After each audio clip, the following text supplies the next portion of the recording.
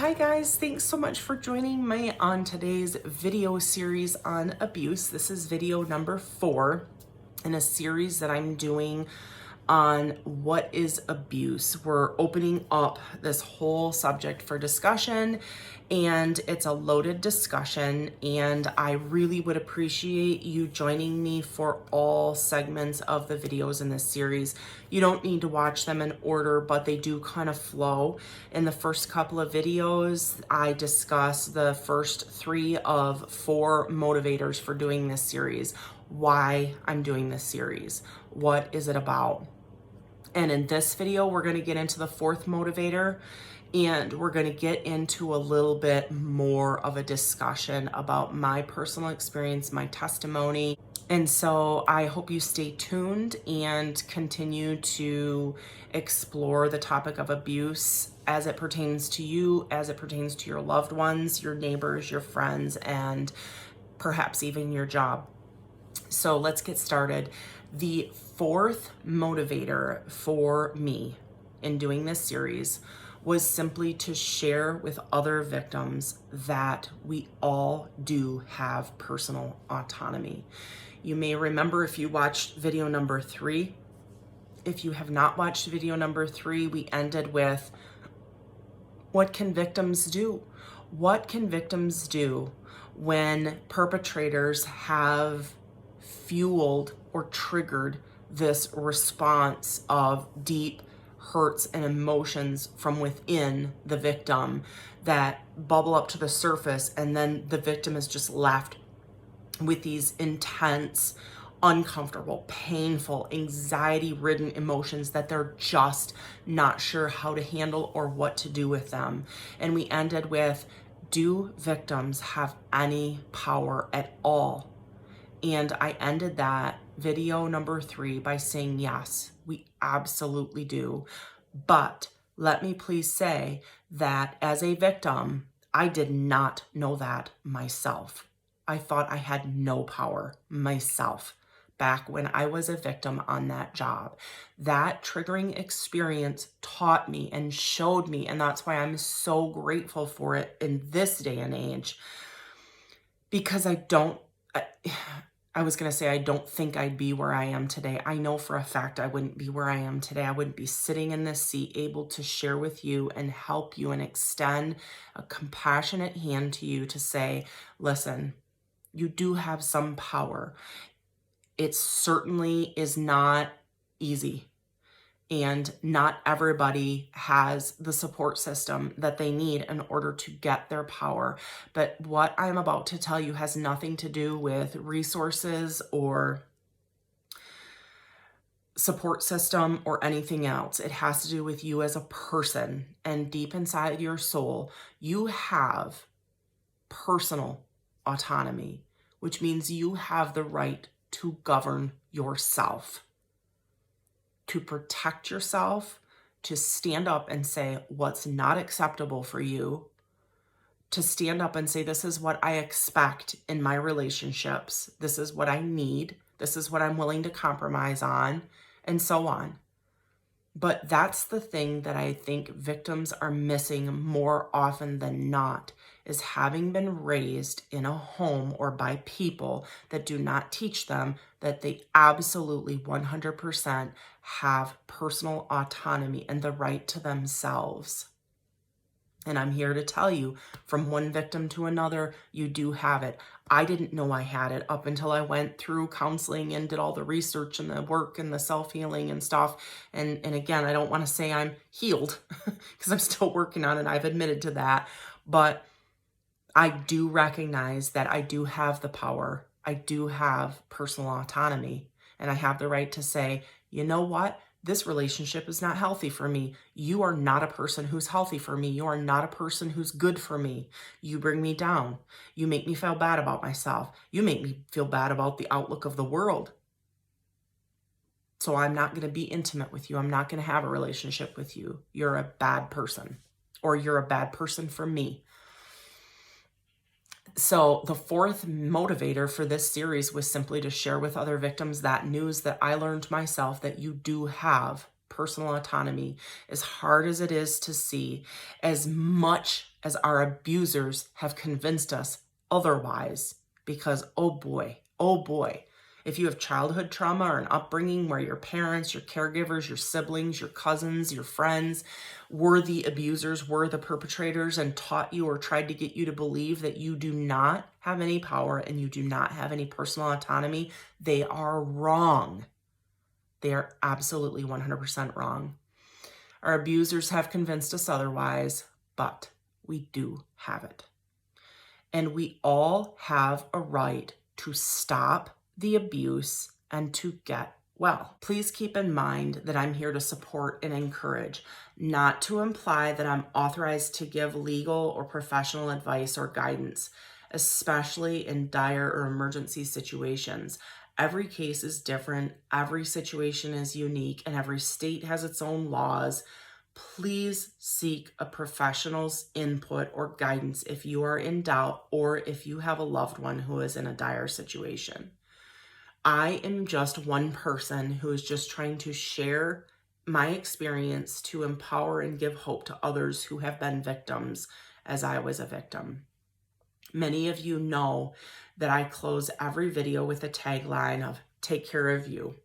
Let's just think about that for a second. When I say take care of you, what do you think it means? What do you think it means to take care of you?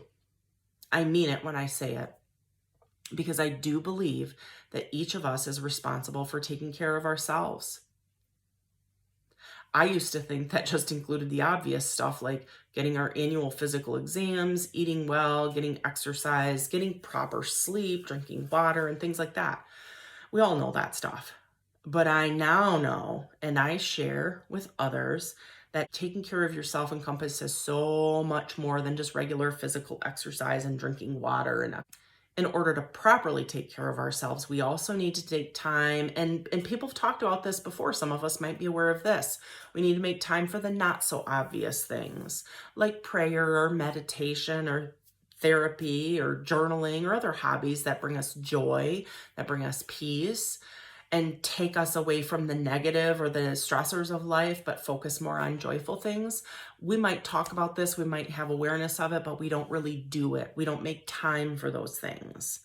But probably the single most important aspect of self-care that I can stress to you today is not just the physical exams, although they are important, not just the drinking water, getting sleep, making sure you have hobbies, make sure you'll go to church or prayer or meditate or whatever it is you do that brings you peace and joy. But it's also being in touch with who we are as people, each of us. What makes us tick? And just as importantly, what upsets our ticking? What stops us in our tracks? What upsets us? What upsets our joy? What tarnishes our joy? Taking care of self includes knowing what a healthy relationship is, what it looks like, and how it functions. We can protect ourselves as well from toxic relationships while fostering healthy relationships, as long as we know who we are, what we want, and by having an understanding of who we are, what we want, and what we don't want. Likewise, what we won't tolerate behaviorally. You know, there's things we'll compromise on. Someone who, for instance, doesn't pick up their socks, or someone who, takes 10 minutes longer than the bathroom than what they say they will. I'll be ready in 20 minutes, hon. In 30 minutes, she's ready. Or, a guy that says, I'll be home in 10 minutes and 15 minutes later, he's home. There's certain things we're willing to compromise on. We each have to decide for ourselves what we're willing to compromise on and what bare minimum we need to have in our relationships, what level of respect is considered acceptable and what level is considered unacceptable. And we can take better care of ourselves and better care of others, our loved ones, by understanding what abuse and maltreatment is.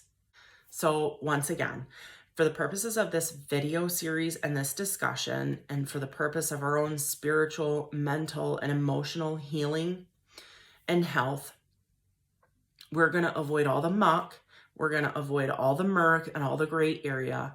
We're going to define abuse simply as maltreatment.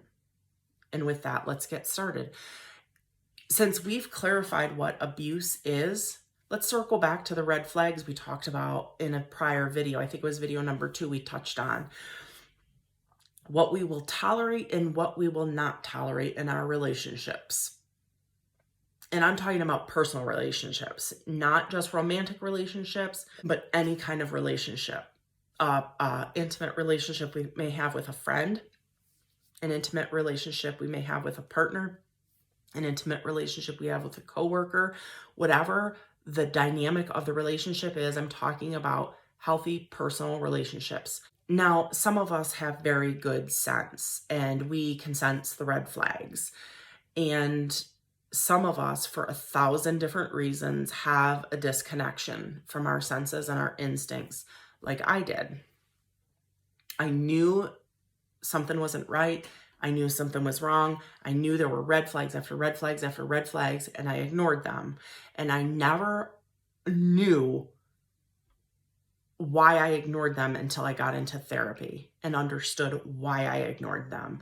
That eternal hope that things will get better, that eternal hope that I'm imagining things and it's not really what's going on, that eternal denial of my own reality and my own self and my own feelings, me telling myself that I'm wrong, even though my senses were telling me something's not right. But victims of abuse often do that. So it's a tough thing. Some of us know when things just don't make sense, and some of them struggle with accepting when things are not right. But when we know that things don't make sense and we can feel that things are not only just not right, they're not okay, but they're bad. Even if things are great, most of the time, some of us know and feel when we are simply not being treated well. And we have to set up healthy boundaries as needed.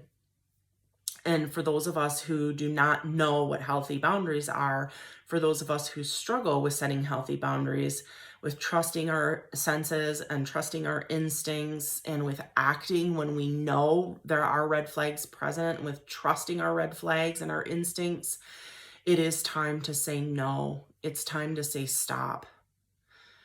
Your maltreatment of me is unacceptable, period. Trust yourself. Trust your gut, trust your instincts, listen to them. But remember and recognize that if you find it difficult to trust yourself and trust the red flags, this could be a major indicator of past abuse and or current abuse. Lack of trust in self and self-doubt is a major indicator. So pay attention to that. If you're feeling within you a sense of that you're just not being treated well, that you're not happy, that you're continually being disappointed, even if 80% of the time things are great, but you continually, time and again, are just defeated. And I'm not talking about the stuff that you've decided you're willing to compromise on, because every relationship is made up of compromises. We have to determine for ourselves what we're willing to compromise on, what we're willing to forgive and forget and move on from, what we're willing to learn from mistakes that we've made. But we have to set healthy boundaries. What are the points that we're going to get to where we're going to say, nope, that is not okay with me? What is that point for you? And as I said, it would be a big indicator of past abuse or current abuse if you constantly are self-doubting, questioning your own self and your own interpretation of the reality that's going on around you.